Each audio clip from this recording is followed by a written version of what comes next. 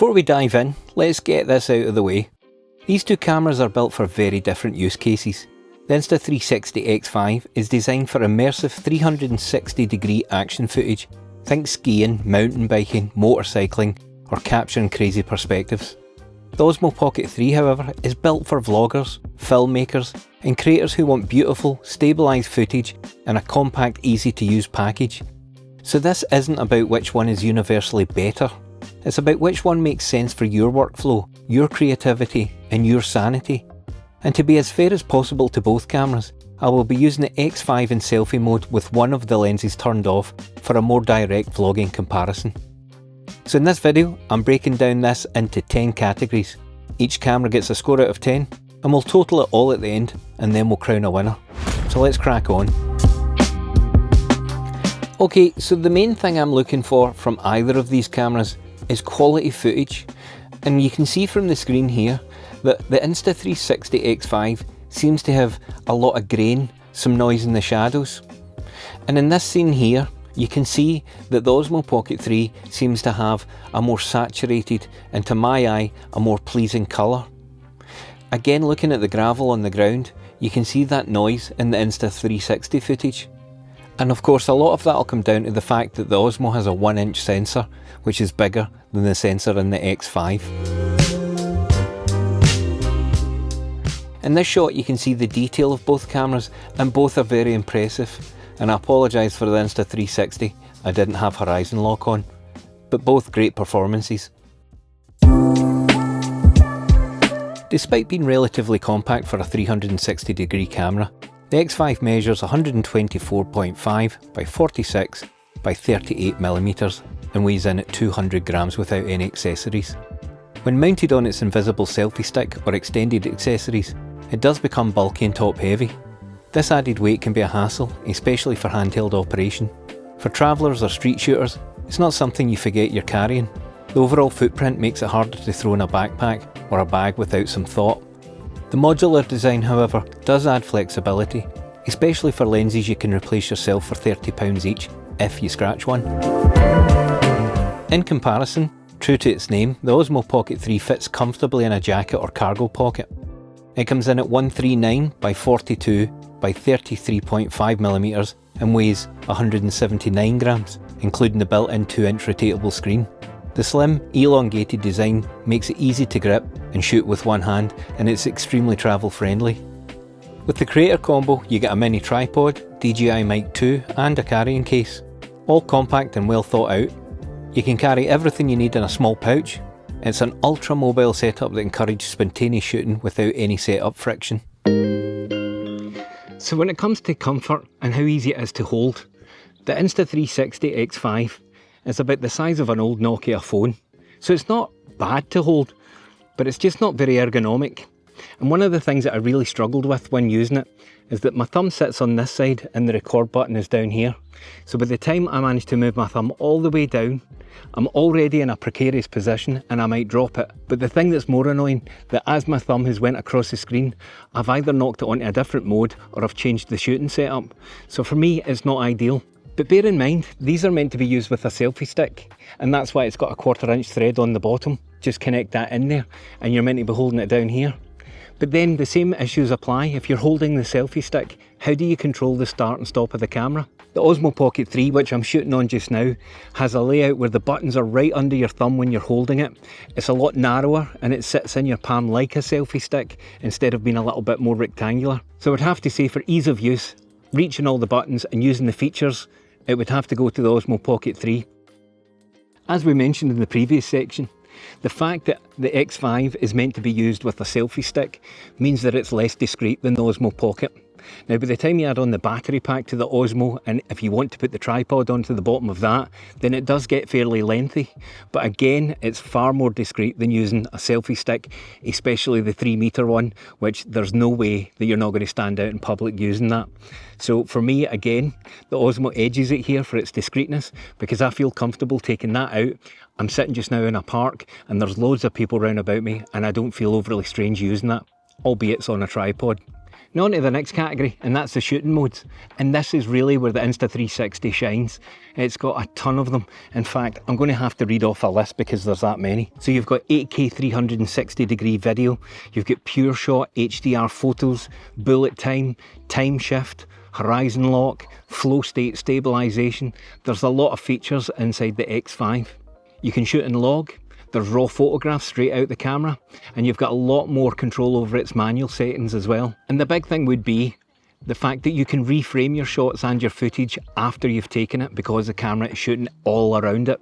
That gives you an amazing degree of flexibility so you can get things just right. It does take a bit of time, and we'll come back to that later on. So on the other hand, the Osmo Pocket 3 does keep things simpler, but don't confuse that with being limited. It again has a great feature set, and I've used it for 2 years and I have had little to no complaints.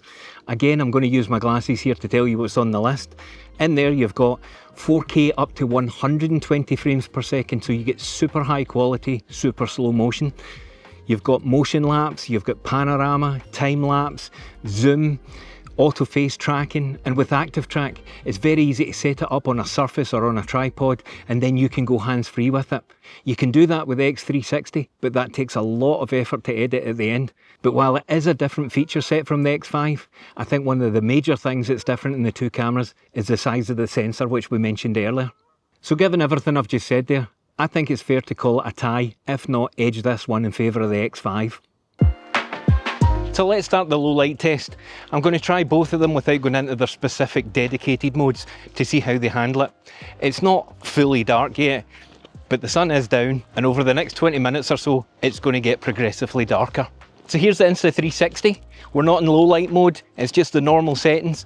And as I've said, everything that I'm running today is in auto. It's auto exposure, auto color, all of that, so that we get a good side-by-side comparison that's fair. We're about 20 minutes further on in the evening, and it's starting to get a little bit more dark. Again, this is the Osmo Pocket 3, and it looks very bright in the screen, so I think it seems to be handling it okay. And this is the Insta360 at the same time. It's getting dark, but again, it seems to be handling it really, really well, and this is just normal mode. So I'm holding both cameras out in front of me just now, and I've got my glasses on because it's that dark. I'm definitely going to trip over something and end up in hospital. But from looking at both screens, I've had to go into 360 mode to turn on the low light mode on the Insta, and that's dropped it to 8K. So already the quality might be suffering a little bit because of that. But the DJI, when I look at the screen here, it looks bright and crisp. But again, I'm having to wear glasses, so I can't tell you what the quality is like. I've done direct comparisons both at the same time. I don't know where to look, but just so you know that I've not done one half an hour or 15 minutes after the other. Okay, so I've frozen the video here, because if you look at my face on the X5 footage, it looks like a filter's been applied. And the logo on my jersey also looks as if it's blurred. What I will say though is, the X5 seems to have a better overall white balance, and it's more pleasing to my eye, whereas the Osmo seems quite blue.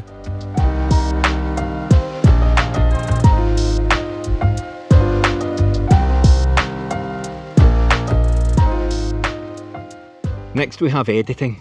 How easy is it to edit the footage, and also how easy is it to get it out of the camera and onto your computer so you can edit it? So this is where the paths really diverge. And again, bearing in mind, I'm a landscape photographer and I do vlogging and I make videos for YouTube. I'm not out on that water on a jet ski. So the use case for me with the X5, it's not a perfect match. So when it comes to editing the X5, there's a mobile phone app and there's a desktop app. And you're encouraged because there are more features that I could see on the mobile app than the desktop. Obviously, if you do it in your desktop, it's easier with mouse control, but on the app, you've got Auto AI, which you can choose if you want it to focus on you or whether you want it to do some crazy stuff and make an edit. But it does take a lot of time because when you get home, you have to transfer the file from the camera to your phone. And then once you've done that, you go into the app, you make your choices, you can set up keyframes, have it do all sorts of crazy things. But by the time you're finished, you've then got to upload that to your PC, import it into your editing software, and then you start tweaking colours, trimming, audio. So it's a very long workflow, but I'm not denying that if you spend the time and you are good at it, it's more than well worth it. So again, compare that to the Pocket 3.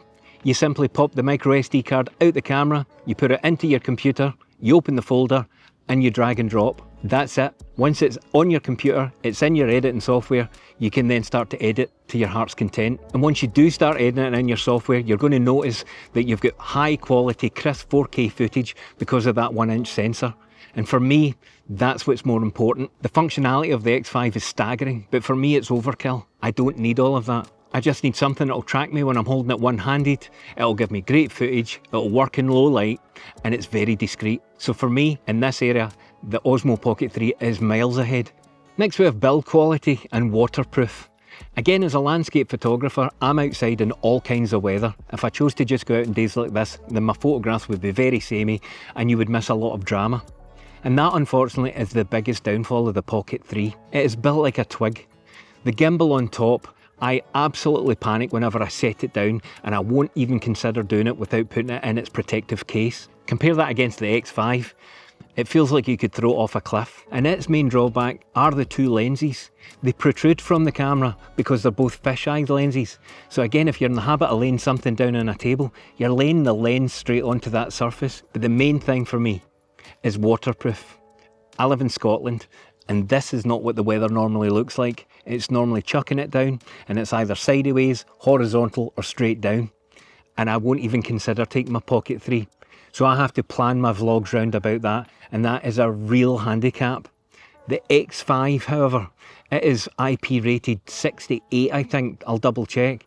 But you can basically take that into the water, dive down to 12-15 feet, and it's going to be absolutely fine. So in this case, I'm giving this to the X5 quite handily. So on to the price, and that's not something I'm going to delve too far down into.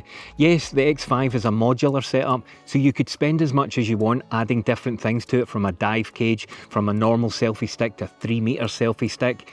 There are lots of different things, including mounts for putting on your car, your motorbike, that sort of thing.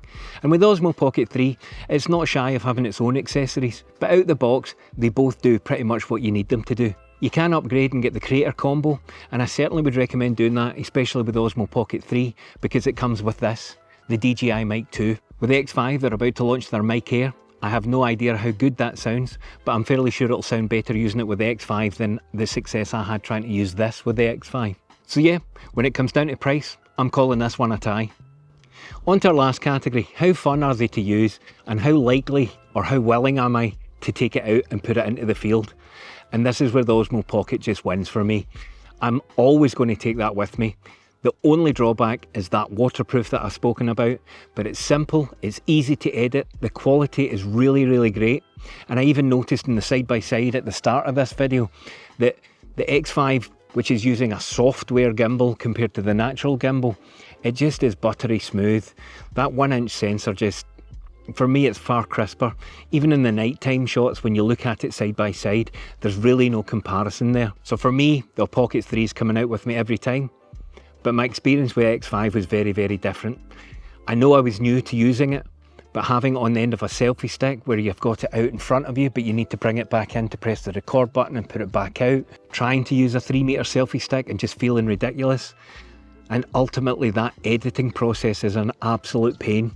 And I'm not going to go through that because I'm trying to put videos out every week. I need to be able to do that quickly. I need to do it well, and the quality needs to be as high as it can. And I don't trust that the X5 is going to do that for me.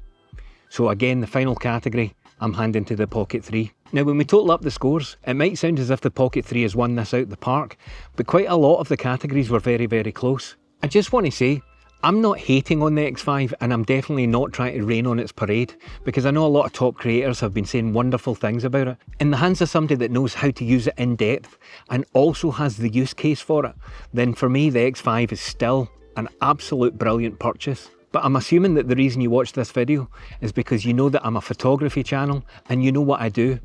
And that's why, for me, without a doubt, I'm crowning the winner of this test, the Osmo Pocket 3. But the big thing is, when's the Pocket 4 coming out?